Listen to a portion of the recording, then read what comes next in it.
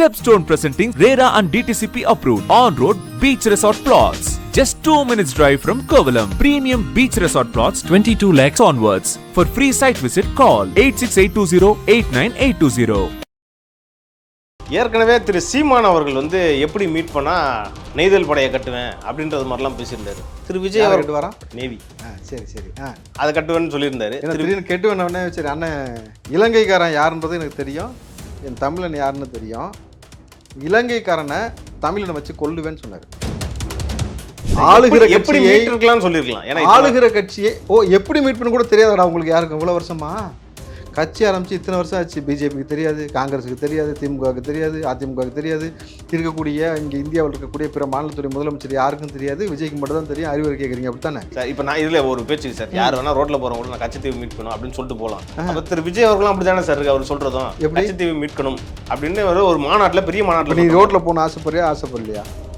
போற போக்குல ரோட்ல போறவங்க சொல்றது விஜய் சொல்றது ஒண்ணு இல்ல. அப்படி சொல்லல, இப்ப அப்படிதான் சொல்றேன். அந்த மாதிரி பேசுறாங்க சார், அந்த மாதிரி பேசுறாங்க, செஞ்சு விட்டுருவாங்க.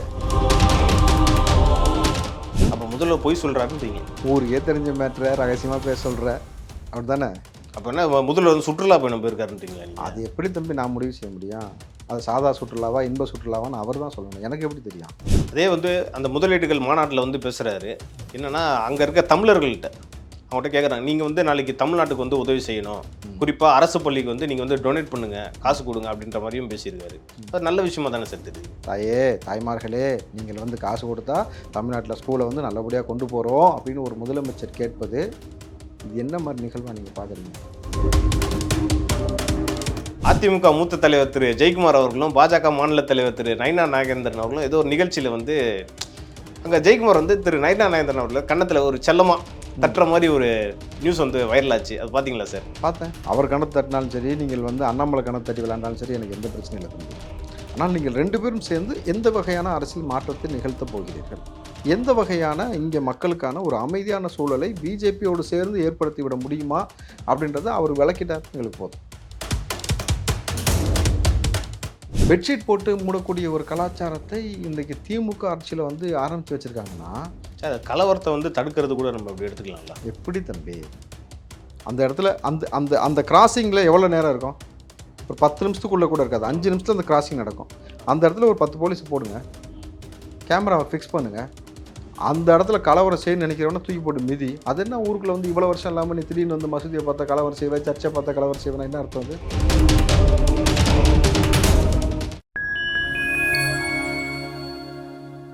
ஃபைன் டைம் மீடியா நேயர்களுக்கு வணக்கம். இன்று நம்மோடு இணைந்திருப்பவர் திரு ராவுத்தர் இப்ராஹிம் அவர்கள். வாருங்கள், அவரிடம் அரசியல் சார்ந்த பல்வேறு கேள்விகளை முன்வைக்கலாம். வணக்கம் சார். வணக்கம் தேவ். தாவேகா மாநாட்டில் வந்து திரு விஜய் அவர்கள் கச்சத்தீவு பற்றி பேசியிருந்தாரு, வாய்மொழி கோரிக்கையும் வச்சிருந்தாரு. ஏற்கனவே திரு சீமான் அவர்கள் வந்து எப்படி மீட் பண்ணா நெய்தல் படையை கட்டுவேன் அப்படின்றது மாதிரிலாம் பேசியிருந்தாரு. திரு விஜய் அவர்கள் வரான் நேவி சரி சரி அதை கட்டுவேன்னு சொல்லியிருந்தாரு. கெட்டுவேன்னே சரி அண்ணன் இரு சார், நான் பேசி முடிச்சிடுறேன். சரி சொல்லுங்க. அதே மாதிரி திரு விஜய் அவர்களும் ஏதோ நெய்தல் படை எதுவும் கட்ட போறாரா? யாரு சொன்னது? யாரு சார்? திரு சீமான் சொன்னாரு. இல்ல சொன்னாரு, இவர் எதுவுமே சொல்லல. திரு விஜய் அவர்கள் எதுவும் சொல்லல, வாய்மொழி கோரிக்கை வச்சாரு. சீமான் என்ன சொன்னாரு அது சொல்லுங்க. நெய்தல் படையை கட்டுவேன், நாங்கள் எங்களுக்கே ட்ரெயின் பண்ணுவேன், அப்புறம் பாருங்க அப்படின்ற மாதிரி சொல்லி. என்ன ட்ரெயின் பண்ணுவாராம்? என்னன்னு ட்ரெயின் பண்ணுவாராம்? பார்த்துருக்கேன் அதை செய்தியை, சொல்லு என்ன ட்ரெயின் பண்ணுவாராம்? நெய்தல் அதான் சார் நான் சொன்னேன், நெய்தல் படையை கட்டுவேன், நான் எங்கள் ஆளுக்கே ட்ரெயின் பண்ணுவேன், எல்லாமே நான் கொடுத்துருவேன், அப்புறம் பாரு. என்ன கொடுப்பாராம் தம்பி?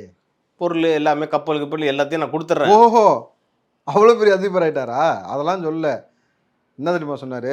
இலங்கைக்காரன் யாருன்றது எனக்கு தெரியும், என் தமிழன் யாருன்னு தெரியும், இலங்கைக்காரனை தமிழனை வச்சு கொல்லுவேன்னு சொன்னார். தெரியுமா தெரியாதா? ஏற்கனவே இலங்கைக்காரனை தமிழனை வைத்து கொல்லுவேன். அதாவது நீ வந்து சோறு கொண்டு போ, என்ன வேணால் கொண்டு போ, உனக்கு கல்வி தகுதி தேவையில்லை, நீச்சல் அடிக்க தெரியுமா, கப்பலோட தெரியுமா, உன்னை எடுத்துருவேன், கூட கையெறி கொண்டு கொடுத்துருவேன், உன்னை தட்டானா தூக்கிடு, எப்படி கொன்று. அப்போ தான் வந்து அவங்க மறுபடியும் ஃபோர்ஸோடு வந்து உங்களை கொல்லுவாங்க. வன்முறை. முழுக்க முழுக்க இது எப்படின்னாக்கா அறிவுக்கு ஒவ்வாத ஒரு வேலை. இவர் நெய்தல் படையை கட்டுவேன்னு சொல்கிறத தாண்டி நான் வந்து பேச்சுவார்த்தை நடத்த போகிறேன்னா, இலங்கையோடு பொருளாதார ரீதியான ஒரு ஒப்பந்தத்தை ஏற்படுத்த போகிறேன்னா, வர்த்தக ரீதியான ஒப்பந்தத்தை ஏற்படுத்த போகிறேன்னா, அந்த அந்த கச்சத்தீவுன்ற பகுதி வந்து சுற்றுலாவுன்றது ரொம்ப கம்மி, அதற்கு தேவையான நிதியை திரட்டி, அண்ணதான் நிதி திரட்டத்தில் தான் எக்ஸ்பர்ட் ஆச்சே, நிதியை திரட்டி அந்த கச்சத்தீவுக்கான அந்த நிதியை வழங்கி அதை மீட் பண்ண. அப்படிலாம் இல்லாமல் கையெறி குண்டை கொடுப்பேனாக்கா ஒரு அரசாங்கம் கையெறி குண்டு தயாரிக்குதா? இல்லை. யார் தயாரிப்பா? தீவிரவாதிகள் தயாரிப்பாங்க. புரிஞ்சுங்களா? தீவிரவாதி தான் கையெறி குண்டெல்லாம் தயாரித்து கொடுத்து கொண்டு போய் எரிடான்னு சொல்லுவான். அப்போ அந்த வேலையை அண்ணன் செய்கிறான்னாக்கா இது ஒரு பேச்சுன்ட்டு இதை நம்ம பேசணுமா?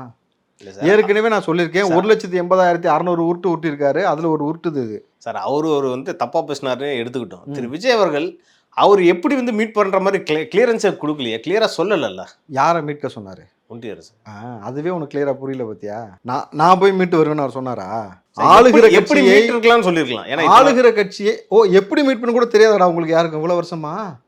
கட்சி ஆரம்பித்து இத்தனை வருஷம் ஆச்சு. பிஜேபிக்கு தெரியாது, காங்கிரஸுக்கு தெரியாது, திமுகவுக்கு தெரியாது, அதிமுகவுக்கு தெரியாது, இருக்கக்கூடிய இங்கே இந்தியாவில் இருக்கக்கூடிய பிற மாநிலத்துடைய முதலமைச்சர் யாருக்கும் தெரியாது. விஜய்க்கு மட்டும் தான் தெரியும். அறிவுரை கேட்குறீங்க அப்படித்தானே? சரி சார், அப்படியே எடுத்துக்கோங்க சார். அறிவுரை கேட்குற மாதிரியே வச்சுக்கலாம் சார். அவ்வளோ பெரிய சொல்லட்டும் சார். தம்பி, அத்தனை மாநிலத்துடைய முதலமைச்சர் பிரதமர் எல்லாத்தையும் முட்டாள்னு சொல்ல வரீங்களா? அப்படி சொல்லல. சிந்திக்க ஆற்றல் விஜய் அவர்கள் அறிவாளியா, ஐபிஎஸ் எல்லாம் வேஸ்ட்னு சொல்ல வரீங்களா? என்ன தம்பி திரு விஜய் அவர்கள் அப்படிதான் இருக்கு. ப்ரூவ் பண்ணட்டும் சார். சார் உனக்கு ஏன்னா நான் ப்ரூவ் பண்ண அறிவாளின்னு? இது என்ன வம்பா இருக்கு சார்? இப்போ நான் இதுல ஒரு பேச்சுக்கு சார், யார் வேணா ரோட்ல போறவங்க நான் கட்சித்தீவு மீட்கணும் அப்படின்னு சொல்லிட்டு போகலாம். அப்ப திரு விஜய் அவர்களும் அப்படிதானே சார் இருக்கு. அவர் சொல்றதும் கட்சித்தீவு மீட்கணும் அப்படின்னு ஒரு மாநாட்டுல, பெரிய மாநாட்டுல. நீ ரோட்ல போன ஆசைப்படலையா? போற போக்குல ரோட்ல போறவங்க சொல்றது விஜய் சொல்றது ஒண்ணு இல்ல. நான் அப்படி சொல்லல. இப்ப அப்படிதான் சொல்லுங்க. அந்த மாதிரி பேசுறேன் சார். அந்த மாதிரி பேசுறாங்க, செஞ்சு விட்டுருவாங்க சார். நான் இல்ல அப்படி கிடையாது சொல்றேன். அப்படி சொல்லக்கூடாதுல்ல யாரையுமே. ரோட்ல போற நபருக்கு ஒப்பிடா வந்து நீங்க பாட்டு தளபதி சொல்லிட்டு அப்படி நான் சொல்லல சார். அப்படிதான் சொன்னீங்க. அப்படி நான் சொல்லல. அப்படித்தான் சொன்னேன். போட்டு காட்ட சொல்லவா? ரோட்ல போறவங்களும் அந்த பேசுறாங்க. மாநாட்டுல திரு விஜய் அவர்கள் ஒரு தலைவராக ஒரு கரெக்டா கிளியரா சொல்லிருக்கலாம் தான் நான் சொல்றேன். என் கேள்வி அதுதான். நீ எதையுமே பார்க்க மாட்டியா? கிளியரா சொல்லுங்கிற மாநாட்டுல என்ன சொன்னாரு சொல்லு, தெரிஞ்சுக்கலாம். ஒன்றிய அரசு கட்சித்தீவு மீட்க வேண்டும் எல்லா கட்சியும் சொல்றாங்க சார். கிளியரா சொல்லுங்க சார். அது பின்னாடி என்ன நடந்துச்சு, என்ன அரசியல் நடந்துச்சு? அரசியலே பேசலான்றது தானே சார் அங்க வந்து குற்றச்சாட்டா இருக்கு மாநாட்டுல. இவர் வந்து ஒரு சினிமா டயலாக பேசிட்டு இந்தியாவை ஆளக்கூடியது யாரு? பாஜக. அப்ப அவங்கள தானே சொல்லுவாங்க. தம்பி நான் வேணா போயிட்டு வேல்முருகன் சொல்லவா? வேல்முருகன் நீங்க போய் கட்சித்தீவை மீட்டு வாங்க அப்படி சொல்லவா? இவர் போய் மீட்டுருவாரா? இல்லை வேணா நான் அண்ணனை சீமானன்ட்ட ஒரு கோரிக்கை சொல்லுவேன். அண்ணன் நீங்கள் போய் மீட்டு வாங்கண்ணே, எவ்வளவோ மீட்டுருக்கீங்க, இதையும் போய் மீட்டுக்குன்னு சொல்லவா? என்ன தம்பி, யார்கிட்ட கோரிக்கை வைக்கணுமோ அவர்கிட்ட தான் முறையாக கோரிக்கை வச்சுருக்காரு. இது ஏன் உங்களுக்கு புரிய மாட்டேங்குது?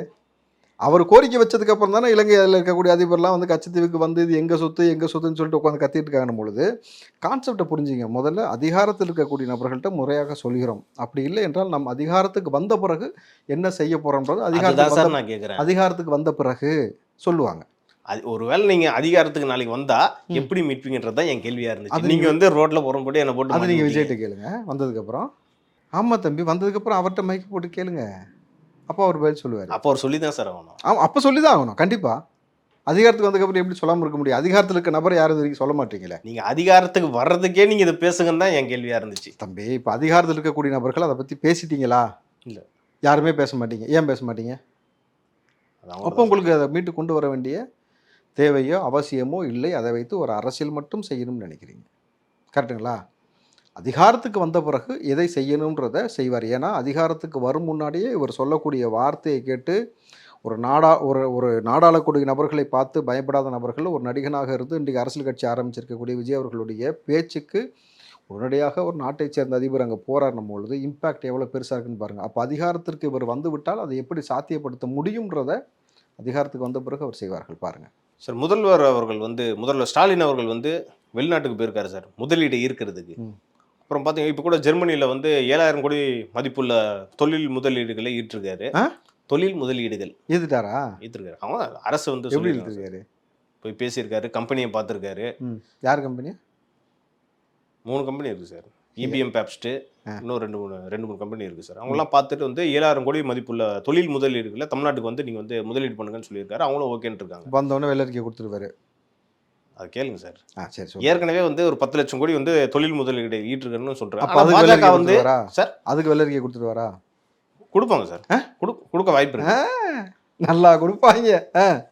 சொல்லுங்க. அப்புறம் 3 லட்சம் பேருக்கு வந்து வேலை வாய்ப்பும் கொடுத்துருக்கேன்றாங்க. அது எப்படி சார் பாக்குறீங்க? ஏன்னா தாவேக்கு அதை பத்தி பெருசா எதுவும் ரியாக்டே பண்ணல. ஏன்னா பிஜேபி வந்து சொல்றாங்க இவர் வந்து எதுவுமே வெள்ளரிக்கை கொடுக்கல. சீமான் சொல்றதும் இவர் சொல்றதும் ஒன்னா தான் இருக்கு. இதுக்கு எதுக்கு நான் ரியாக்ட் பண்ணோம்? ஆளுங்கட்சி சார், இவங்க ஆளுங்கட்சினா உண்மையை பேசிடுவாங்களா? நான் கேளு. சரி, ஒரு ஆளுங்கட்சி ஒரு ஸ்டேட்டோட முதலமைச்சர் போயிட்டு ஆக்டிவாக செயல்படணுமா, ஒரு சிலை நிற்பது போல சிலையாக நிற்கணுமா?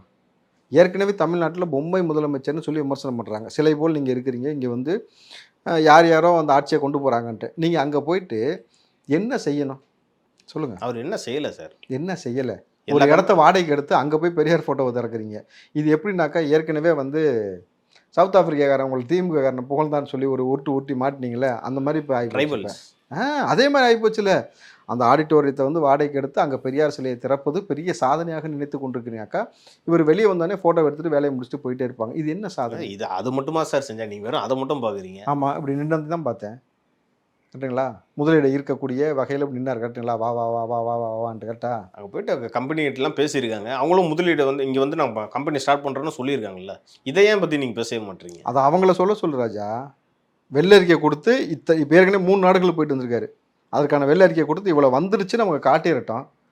சீரியஸாக சொல்கிறேன், இவ்வளோ முதலீடு வந்திருக்குன்னு காட்டட்டும். நான் திமுகவில் போய் சேர்ந்தேன் பொய்யின்றீங்க. அப்படி சொல்லிட்டா நான் திமுகவில் போய் சேர்றேன். பொய்யின்றீங்க. திமுகலே நான் போய் சேர்றேங்கிறேன். புரியுதா? என் மக்களுக்காக இத்தனை ஆயிரம் கோடி முதலீடு கொண்டு வந்திருக்காங்க. இவர்கள் மீது இருக்கக்கூடிய வரிச்சுமையெல்லாம் இனிமேல் குறைய போகுது, வேலை வாய்ப்பு கூட போகுதுனாக்கா நல்ல ஆட்சி கொடுத்துருக்காரு. நான் திமுகவில் போய் சேர்றேன்யா. ஓப்பனாகவே சொல்கிறேன், சேலஞ்சிங்காக வச்சுக்கலாம். வெள்ளை அறிக்கை கொடுக்க சொல்லி நான் போய் சேர்ந்துடுறேன். அதுக்கப்புறம் ஸ்டாலின் வாழ்க்கைன்னு சொல்லிட்டு பேசிட்டு அவங்க சித்தாந்தம் வேணால் நான் பேசுகிறேன்.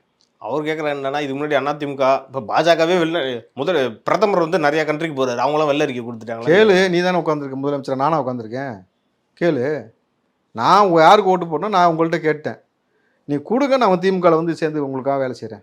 அப்போ முதல்ல பொய் சொல்கிறாருன்றீங்க. ஊருக்கே தெரிஞ்ச மேட்ரை ரகசியமாக பேச சொல்கிற அப்படி தானே? இல்லை, முதலீடு வந்துருச்சுன்னு சொல்கிற மேட்ரை சொல்கிறேன்.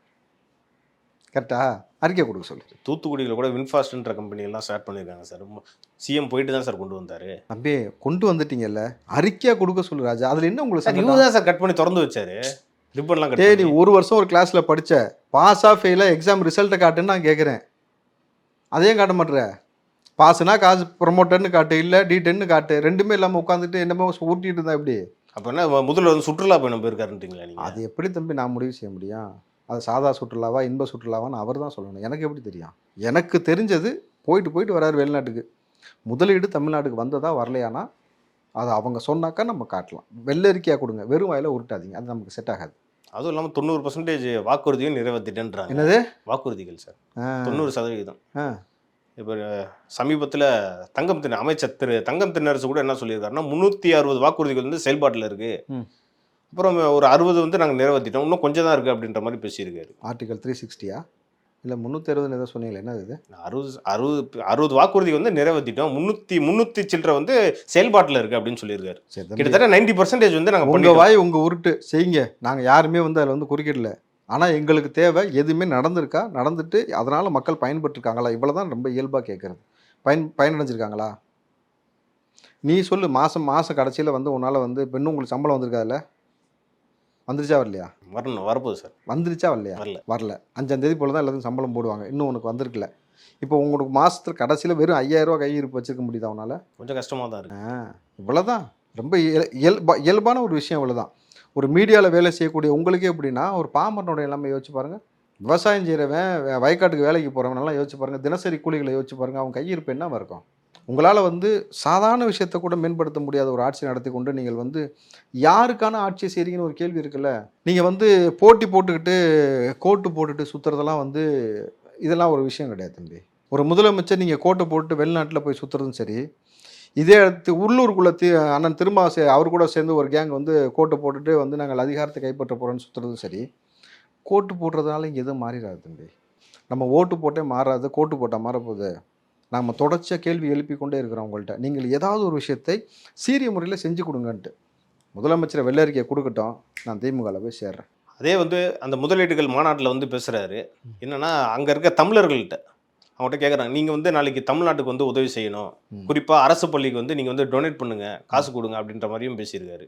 அது நல்ல விஷயமா தானே சார் தெரியுது? நீ வெளியில் போயிரு, நானே உதவி செஞ்சுட்டு போயிடுறேன். கரெக்டாக? ஆட்சி அதிகாரத்தில் உட்காந்து ஒரு முதலமைச்சராக இருந்து ஒரு ஸ்கூலை பராமரிக்க துப்பு இல்லாமல் 207 ஸ்கூலை மூடுறதுக்கு உங்கள் ஆட்சியில் இந்த வழிவகை பண்ணி வச்சுருக்கீங்க. உங்கள் ஆட்சியில் 207 கவர்மெண்ட் ஸ்கூலை மூடிட்டு வெளிநாட்டில் போய் நீங்கள் வந்து காசு கொடுங்க. அம்மா, தாய்மார்களே, நீங்கள் வந்து காசு கொடுத்தா தமிழ்நாட்டில் ஸ்கூலை வந்து நல்லபடியாக கொண்டு போகிறோம் அப்படின்னு ஒரு முதலமைச்சர் கேட்பது, இது என்ன மாதிரி நிகழ்வாக நீங்கள் பார்க்குறீங்க? தமிழ்நாட்டில் இருக்கக்கூடிய வளம் போல் வந்து நிச்சயமாக பிற மாநிலத்தில் இல்லை. அவரு உரிமையாக கேட்குறாரு தமிழர்கள்ன்ற முறையில். தம்பி இது வந்து எனக்கு அண்ணன் சீமான் வந்து திரள்நிதி கேட்குற மாதிரியே இருக்குது என் காதில். ரொம்ப கேவலமாக இருக்குது. எனக்கு ஏதாவது போடுங்களேன், நான் பிச்சை எடுத்தான் வாழ்க்கை நடத்துகிறேன் அப்படின்னு சீமான் சொன்னார்ல. அதே போல் ஒரு நாட்டுடைய முதலமைச்சர் போயிட்டு நீங்கள் ஏதாவது உதவி செய்யுங்களேன் கவர்மெண்ட் ஸ்கூலில் நடத்துறதுக்கு. உங்கள் ப்ரைவேட் ஸ்கூலில் உங்கள் புள்ள நீங்கள் உங்கள் மருமக உங்கள் மகெல்லாம் வச்சுருக்காங்க ஏதாவது சொல்கிறாங்களே, அதெல்லாம் மூடிட்டு இது நடத்த வேண்டியதானே? ஒரு நாட்டுக்காக தானே முதலமைச்சராக இருக்கிறீங்க. அப்போ இதெல்லாம் மூடிட்டா இல்லை அந்த இடத்த வித்துட்டிங்கன்னு வச்சுங்க, நல்லா சோர்ஸ் வரும்ல, எடுத்து போட்டு செய்யலாம்ல. 200 கோடியை கொண்டு போய் கார் ரேஸ்க்கு ஓட்டுறதுக்கு உங்களால் போட முடியுதுல்ல. அப்போயே அந்த சிந்தனை வரல உங்களுக்கு? ஏன் வரல? 200 கோடி ரூபா தேவையா? ஒரு நாள் நாய் கொஞ்சம் நேரம் விளையாண்டுச்சு, அதுக்கப்புறம் ஒரு கார் ரேஸ் நடந்துச்சு, இதுக்கு 200 கோடி ரூபா தேவையா? இதெல்லாம் ஒரு முதலமைச்சராக எப்படி போய் இப்படி நீங்கள் வெளிநாட்டில் இப்படி கேட்குறீங்க? அப்போ எல்லா இடத்துலையும் நிதியை பெறுவதற்கான வேலை செய்கிறீங்களே தவிர எங்களுக்கான நீதி இங்கே கிடைக்காம நாங்கள் போராடி கொண்டே இருக்கிறோம்ல. உங்கள்கிட்ட என்ன செய்யலாம்? என்ன செய்யலாம் சொல்லுங்கள்? எதுக்கு திமுகவை நம்ம இவ்வளோ உச்சகட்டமாக வந்து எதிர்க்கிறோன்னு தெரியுதா? தனிப்பட்ட முறையில் ஸ்டாலின் மீதோ உதயநிதி மீதோ எங்களுக்கு எந்த வெறுப்பும் கிடையாது தம்பி, புரியுதுங்களா? உதயநிதி தரப்பு இப்போ சமீபத்தில் கூட அவர் மகனோடு எடுத்துக்கொண்ட புகைப்படத்தை மனமகிழ்ச்சியோடு போட்டிருந்தார். நான் உள்ளபடி வரவேற்கிறேன். ஒரு தந்தைக்கும் மகனுக்குமான உறவை வந்து அவர் வந்து வெளிப்படையாக வந்து அவர் சந்தோஷத்தை பகிர்ந்துக்கிறார், நல்ல விஷயம். அதே சந்தோஷம் எங்கள் குடும்பத்தில் நீடிக்கும் நினைப்போமா இல்லையா? நாங்கள் பொருளாதார ரீதியாக பின்தங்கிட்டு இங்கே வந்து வாழ்வாதாரத்தை இழந்து நிற்கும் பொழுது நாங்கள் எங்கள் பிள்ளைகளோடு இப்படி சந்தோஷமாக இருக்கக்கூடிய வாழ்க்கையை எங்களுக்கு அமைச்சு கொடுத்துருக்கீங்களா? இல்லை உங்களை மாதிரி 3 கோடி ரூபாய்க்கு கார் வந்தது, 3 கோடி ரூபாய்க்கு வாட்ச் கட்டுற அளவுக்கு நாங்கள் வசதியெல்லாம் கேட்கல. மாத கடைசியில் 3000 ரூபா கையில் நிற்கிற மாதிரியான ஒரு வாழ்க்கையை ஏற்படுத்தி கொடுங்க தானே கேட்குறோம். அதையே செய்ய முடியலன்னா அப்புறம் என்ன நீங்கள் வந்து நாடாளுறீங்க? சரி, நீங்கள் திரு உதயநிதி அவர்களை பேசுனதுனால நான் ஒன்று சொல்கிறேன். இன்றைக்கி சமீபத்தில் ஒரு நிகழ்ச்சியில் ஒன்று பங்கேற்றது. அங்கே வந்து என்ன சொல்கிறாங்கன்னா, குறிப்பாக திரு முதல்வர் ஸ்டாலின் அவர்கள் வந்து வெளிநாட்டுக்கு பயணம் பண்ணார்ல, அதை வந்து ஃபால்ஸ் நியூஸ்லாம் பரப்புகிறாங்க அப்படின்ற மாதிரி பேசியிருந்தார். அதில் ஒரு லெசன் கூட எடுத்திருந்தார். டிஸ்இன்ஃபர்மேஷன் மிஸ்இன்ஃபர்மேஷன்ட்டு. மிஸ்இன்ஃபர்மேஷன்னா எந்த இன்டென்ஷனும் இல்லாமல் ஒரு தவறுதலான ஒரு செய்தியை பரப்புறது. டிஸ்இன்ஃபர்மேஷன்னா ஒரு இன்டென்ஷனோட பண்ணுறாங்க. இதுதான் இங்கே வந்து நடக்குது. நாளைக்கு அது வந்து தவறாக போய் முடியும், ஆபத்தில் போய் முடியும்னு சொல்லியிருக்காரு. இது எப்படி சார் பார்க்குறீங்க? யார் செஞ்சதா சொன்னார்? பேரை சொல்லலை. அங்கே தான் நீங்கள் நோட் பண்ணணும். இவ்வளோ பேசினே செவ்வாழை இன்னார் செஞ்சார்னு ஏன் சொல்ல மாட்டேற? அவ்வளவு டர்ரு. இன்னார் ஸ்ப்ரெட் பண்ணுறாங்க, ஏன் உங்களால் சொல்ல முடியல? காவல்துறை இருக்கா? உளவுத்துறை இருக்கா? கியூ பிரான்ச் இருக்கா? ஆட்சி அதிகாரம் உங்கள்கிட்ட இருக்கா? இவ்வளோ அதிகாரிகள் கையில் இருக்காங்கல்ல, யாருன்னு எடுத்திருப்பீங்கல்ல. உங்கள்கிட்ட தான் ஃபேக்ட் செக்னு ஒரு யூனிட் வச்சுருக்கீங்களா, புதுசாக நீங்கள் தானே கொண்டு வந்தீங்க. அதை வச்சு இன்னார் இந்த கட்சி மத்தியிலோ மாநிலத்திலோ இவர் தான் பரப்புனாங்கன்னு ஏன் வெளிப்படையாக சொல்ல முடியல? மோடி அவர்கள் ஓட்டு திருடு பண்ணுறாரு, ராகுல் காந்தி வெளிப்படையாக சொன்னாரா? நீங்கள் ஏன் சொல்ல மாட்டீங்க? இன்னார் இது ஸ்ப்ரெட் பண்ணுறாருன்னு சொல்கிற கூட உங்களுக்கு வந்து திராணி இல்லைன்னும் பொழுது நீங்கள் என்ன புதுசாக கதை விட்டுறீங்க? இங்கே வந்து பண்ணுன்றதுக்காக கூட இருக்கலாம். தம்பி, நீ திருடன் அடையாளப்படுத்துன்னு நான் சொல்கிறேன். நீ திருடன் அடையாளப்படுத்தாமல் மேம்போக்காக பேசிட்டு போகிறேன்னா நாங்கள் யாருன்னு எடுத்துக்கிறது? திமுக தான் பொய் செய்திகளை பரப்புதுன்னு நான் எடுத்துக்கிறதா? அது இல்லைன்னு மறுக்க முடியுமா திட்டவட்டமாக உங்களால்? நான் கேட்குறேன், திமுக பொய் செய்தியே பரப்பல, உங்களால் திட்டவட்டமாக சொல்ல முடியுமா? முடியாதுல்ல. ஏன்னா கள்ளக்குறிச்சி கள்ளச்சாராய மரணத்தில் கலெக்டர் பொய் சொல்லியிருக்காருன்னு சாட்சி இருக்குது. முதலமைச்சர் 100% நிறைவேற்றி விட்டேன்னு சொன்ன வாக்குறுதி இருக்குது என்கிட்ட. அப்போ இது எல்லாமே பொய் ஸ்டேட்மெண்ட் பொழுது இன்னார் இதை செய்தார்கள்னு சொல்கிறது கூட உங்களுக்கு திராணி இல்லைன்னா நீங்கள் மேடை ஏறி உட்காந்து ஒரு துணை முதலமைச்சராக பேசுகிறீங்க. இவ்வளோ தானே உங்களோட கெப்பாசிட்டி? நான் கூட நீங்கள் பேசுனலாம் வச்சு பார்த்தா பயங்கரமாக எதிர்பார்ப்பு போட்டிருக்கு. அடுத்த அரசியலில் பயங்கரமான ஒரு என்ன சொல்கிறது, சீமானுக்கு டஃப் கொடுப்பான்னு நினச்சேன். முடியாது போட்டிருக்கேன். ஆனால் இன்னொன்று சொல்லியிருக்காரு அவர். 2 ஆண்டுகளுக்கு முன்பு வந்து சனாதனம் பற்றி அவர் பேசியிருந்தார். மலேரியா அதை பற்றிலாம் ஒப்பிட்டு பேசியிருந்தார். அதுவும் ஒரு ஃபேக்கான நியூஸாக பரப்பி தான் வந்து அவங்க பெரிய ஒரு வைரல் ஆக்கிட்டாங்க அப்படின்ற மாதிரியும் குறிப்பிட்டிருந்தார். சரி, இப்போ பேச சொல்லுங்கள் சனாதனத்தை பற்றி. சீரியஸாக கேட்குறேன். உதயநிதி அவர்கள் மாண்புமிகு துணை முதலமைச்சர் உதயநிதி, திராணி உள்ள உதயநிதி அவர்கள், யாருக்கும் அஞ்சா நெஞ்சர் உதயநிதி அவர்கள், சின்னவர் அவர்கள், மன்னவர் அவர்கள், எப்படி வேணாலும் சொல்லிக்கலாம், ஓகேங்களா? இப்போ மீண்டும் சனாதனத்தை குறித்து மேடை போட்டு பேச சொல்லுங்கள். பேசுவாரா? எலெக்ஷன் டைம் இப்போ பேசுங்க பார்ப்போம். நீங்கள் தான் வந்து எப்போனாலும் பேசுவேன், நீங்களே இப்போ பேசுங்க. கூட துணைக்கு அண்ணன் திருமாவை ஏற்றுக்கங்க, இந்த பக்கம் வைகோவை ஏற்றிக்கங்க, யாரை வேணால் கூப்பிட்டுக்கங்க. ஜவஹர்லாலாம் ஊனா ஓடியாந்துருவார், கூப்பிட்டுக்கங்க, உட்காந்து ஏறி பேசுங்க. நீங்கள் ஒரு ஆளுகிற கட்சி திராணியோடு ஒரு முடிவு எடுத்து எதிர்க்கணும்னாக்கா எதிர்க்கணும். நீங்கள் எதிர்க்காமல் வந்து யார் பேரையுமே சொல்ல மாட்டேன், எதுவுமே செய்ய மாட்டேன்னா இது எப்படி? யார் பேரையும் சொல்லணும் பொழுது ஸ்டாலின் அவர்கள்னு சொல்லிட்டு விஜய் பேசியிருக்காரு, மோடிஜி அவர்கள்னு சொல்லிட்டு இந்த பக்கம் பேசுகிறாரு. அப்போது ஆட்சி அதிகாரத்தில் வராத விஜய் அவர்களுக்கு இருக்கக்கூடிய ஒரு தைரியம், ஆட்சியில் காலங்காலமாக பரம்பரையாக ஆலமரம் சொல்லக்கூடிய உங்களுக்கு ஏன் தைரியம் இல்லை? அவ்வளோதான். ஒரு பயந்துட்டாருன்றீங்க. அது அவர்கிட்ட தான் நீங்கள் கேட்கணும் தம்பி. இல்லை தைரியமாக சொல்லுங்கள் தம்பி. அதிமுக மூத்த தலைவர் திரு ஜெயக்குமார் அவர்களும் பாஜக மாநில தலைவர் திரு நயினா நாகேந்திரன் அவர்களும் ஏதோ ஒரு நிகழ்ச்சியில் வந்து அங்கே ஜெயக்குமார் வந்து திரு நயினா நாகேந்திரன் அவர்கள் கன்னத்தில் ஒரு செல்லமாக தட்டுற மாதிரி ஒரு நியூஸ் வந்து வைரல் ஆச்சு. அது பார்த்தீங்களா சார்? பார்த்தேன். பழைய உறவு புதுப்பிக்கப்பட்டிருக்கிறது.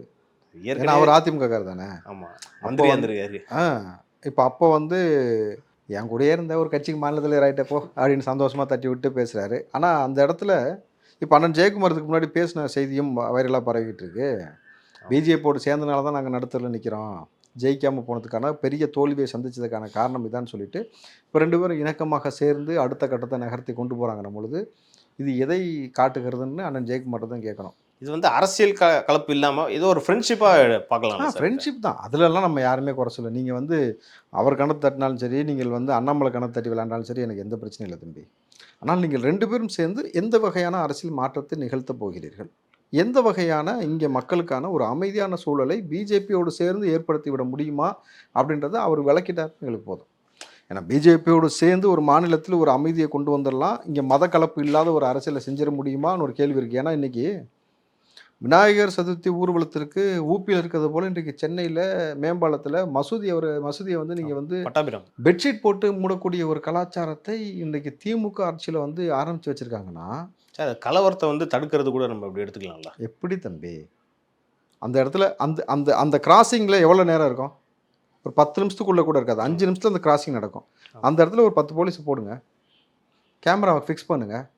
அந்த இடத்துல கலவரம் செய்யணும்னு நினைக்கிறவனா தூக்கி போட்டு மிதி. அது என்ன ஊருக்குள்ள வந்து இவ்வளோ வருஷம் இல்லாமல் நீ திடீர்னு வந்து மசூதியை பார்த்தா கலவரம் செய்வேன், சர்ச்சை பார்த்தா கலவரம் செய்வேன், என்ன அர்த்தம்? அது இப்போ அதிகாரத்தில் இருக்கக்கூடிய நபர்களுக்கும் காவல்துறைக்கும் இங்கே இருக்கக்கூடிய சாமானியன் பயப்படணும், பயப்படுற மாதிரி ஆட்சி செய்யணும். பெட்ஷீட் போட்டு மூடுறது அவங்க ஆட்சி. அப்போ இது யார் சொல்லி செய்றீங்க? அப்போ பாஜகவும் திமுகவும் ஒன்றுங்கிறீங்களா நீங்கள்? பாஜகவும் திமுக ஒன்றா, பாஜக விட திமுக மோசமான ஒரு நிலையை இங்கே கொண்டு வந்துக்கிட்டு இருக்கான ஒரு கேள்வி இருக்குது. பெட்ஷீட்டை போட்டு நீங்கள் மூடக்கூடிய வேலையை வடமாநிலத்தில் செய்கிறோம், அதே இதை இங்கே வந்து நாங்கள் திராவிட மாடல் ஆட்சி சிறுபான்மைக்கு நலன் செய்யக்கூடிய ஆட்சின்னு சொல்லிட்டு உங்கள் ஆட்சியில் பெட்ஷீட்டை போட்டு மூடிட்டு கேட்டாக்கா கலவரம் வந்துடும்ன்ற. எப்படி கலவரம் வரும்? எப்படி வரும்? போடு, அந்த இடத்துல பெட்டாலியன் போடுங்க, ஃபோர்ஸ் இருக்குல்ல உங்கள்கிட்ட, பெட்டாலியன் ஃபோர்ஸ் இறக்குங்க, செஞ்சிருவானா வேணாதாங்க? அப்போது உங்களுக்கு வந்து திரையிட்டு இது மூலம் நீங்கள் என்ன சொல்ல வரீங்க? இந்த ஏன்பா திரை போடுங்கன்னா மசூதி இருக்குது, நாங்கள் மூடி இருக்கோம், பாதுகாப்பு கொடுக்கணும், அப்போ பிற இடத்துல இருக்கக்கூடிய மசூதிகள்லாம் நீ தாக்கடான்னு சொல்ல வரியா? இல்லாத விஷயத்தை எதுக்கு நீ வந்து ஒரு விஷயத்தை அங்கே உருவாக்குற? இத்தனை ஆண்டு காலம் வந்து மசூதியில் வந்து போகும்போது தாக்கிட்டு போனாங்களா தமிழ்நாட்டுக்குள்ளே? அப்போ வடமாநிலத்தவர் அதிகமாக இங்கிட்டு வந்தனால அந்த வேலையை செய்கிறானுங்களா? அப்போ அந்த வடமாநிலத்தில் உங்களை கட்டுப்படுத்த முடியாதா? யார் செய்ய போகிறான்னு நீ பெட்ஷீட் போட்டு வச்சிருக்கிற? வடநாட்டுக்காரன் செய்வானா? அவன் தான் காலங்காலமாக அங்கே செஞ்சுக்கிட்டு இருந்தான், அவன் இங்கே செய்ய போகிறானா? இல்லை உங்கள் ஆளுங்களே இங்கே செய்கிறானுங்களா? இல்லை நீங்கள் பிஜேபி நேரடியாக வந்து இணக்கமாக போனதுனால வந்து ஏதாவது புதுசாக திட்டமிட்டு செய்கிறதுக்கான வேலையை செய்கிறீங்கன்னா ஒரு கேள்வி இருக்குல்ல. இது என்ன கருமம்னு சொல்லுவீங்க சொல்லுங்கள் இந்த ஆட்சியில்? இதுக்கு தான் சொல்கிறேன். எனக்கு யாரை எதிர்க்கிறதுன்னு நம்ம வந்து பல குழப்பத்துக்குள்ளே ஆளாக்கும் பொழுது அதிமுகவா திமுகவா பிஜேபியா யாரை எதிர்ப்பது, என்ன மாதிரியான ஒரு உறவுக்குள்ளே அவங்க போய்கிட்டு இருக்கிறாங்கன்னு ஒரு கேள்வி வருதுல்ல. ஸோ தம்பி, எங்கேயுமே மத வழிபாட்டுக்கோ உணவு கலாச்சாரத்திற்கோ இருப்பிடத்திற்கோ பெண்கள் பாதுகாப்புக்கோ குந்தகம் விளைவிக்காத ஒரு ஆட்சி தான் நமக்கு தேவை. அது யாராக இருந்தாலும் அதை சரி செய்யாட்டி உங்களுக்கு வீழ்ச்சி தான். சார், திண்டிவனம் நகராட்சி அலுவலகத்தில் பார்த்தீங்கன்னா ஒரு அதிகாரி வேலை செய்கிறாரு. அவர் ஒரு பட்டியலினத்தை சேர்ந்தவர். அங்கே ஒரு கவுன்சிலர், பெண் கவுன்சிலர் வந்து கேட்குறாங்க, அவர்கிட்ட ஒரு கோப்பு கேட்குறாங்க. என்னென்னா ஒரு 3 ஆண்டுகளுக்கு முன்னாடி ஒரு கான்ட்ராக்ட் சம்மந்தமான ஒரு கோப்பு கேட்குறாங்க. அதை வந்து அவர் இல்லைன்றார். அவங்க என்ன நடந்துச்சுன்னு பெருசாக தெரியல. ஆனால் அவங்க வந்து அவங்கள ரொம்ப திட்டி மன்னிப்பு கேட்குற அளவுக்கு போயிடுச்சு. மன்னிப்பு கேட்டாலும் பரவாயில்ல, அவர் காலில் விழுகிறார். அதுவும் அவங்க திமுக கவுன்சிலர்னு நினைக்கிறேன்.